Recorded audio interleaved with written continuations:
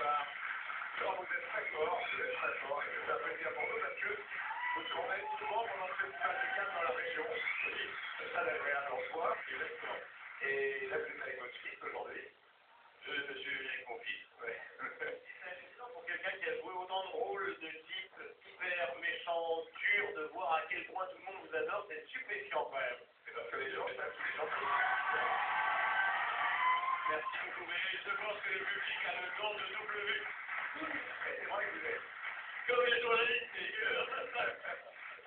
C'est vrai que vous avez toujours un regard bienveillant sur l'humanité, sur le monde du cinéma, mais on comprend tout de même quand vous marchez sur les bateaux.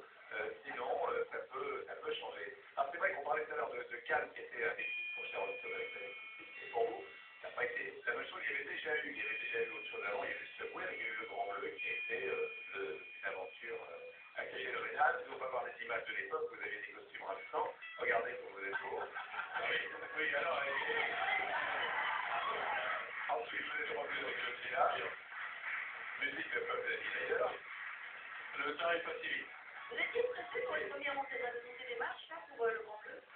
C'est-à-dire qu'on ne réalise pas, on nous dit de monter les marches, on monte les marches, on a des étoiles dans les yeux. Honnêtement, il y a toujours à Cannes, on parlait ça avec l'électricité qui fait que le moindre geste, c'est un catharsis, quoi.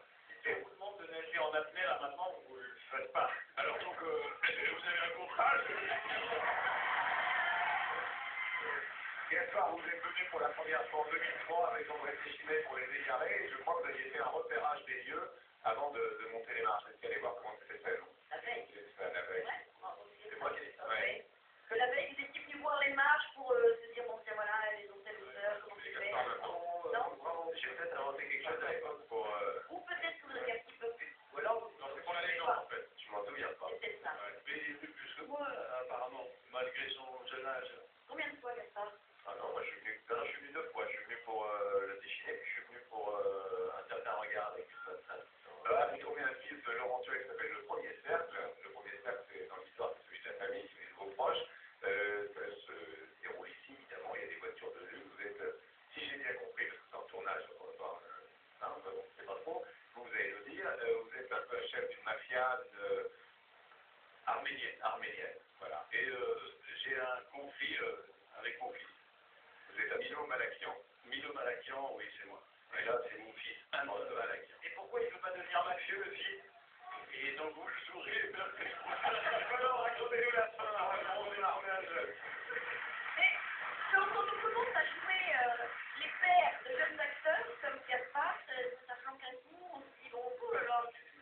Et quand on commence à jouer des rôles de pères de jeunes acteurs, ça flanque un peste et c'est terrible. c'est terrible. C'est terrible. Je me sens très mal. Non, je suis content parce que de toute façon, il y en a toujours un qui vous mettra dehors. Alors si c'est Gaspard, je suis très content. Est-ce que vous considérez que la conversation est votre fils de cinéma aussi, votre petit frère de cinéma, Gaspard, que vous pensez être dans la même lignée, dans le même bois, ou c'est très différent? Je crois que c'est un bon humain. Ouais. Voilà, le peu qu'on s'est côtoyé, je pense que le temps qu'on se connaît en plus, voilà, je pense que c'est quelqu'un de chaleureux, et je crois que c'est quelqu'un d'honnête, et bon, c'est un bon départ. Ben moi, oui, je pense à la même chose, c'est très agréable de travailler avec Jean. Alors, on avait l'image du tournage, ça date d'hier, tout simplement, parce que c'est en plein boom, donc Laurent Tuel qui est là, et on voit effectivement que vous protégez la famille de près. Mettez-vous Gaspard sur la certification. Tout à fait.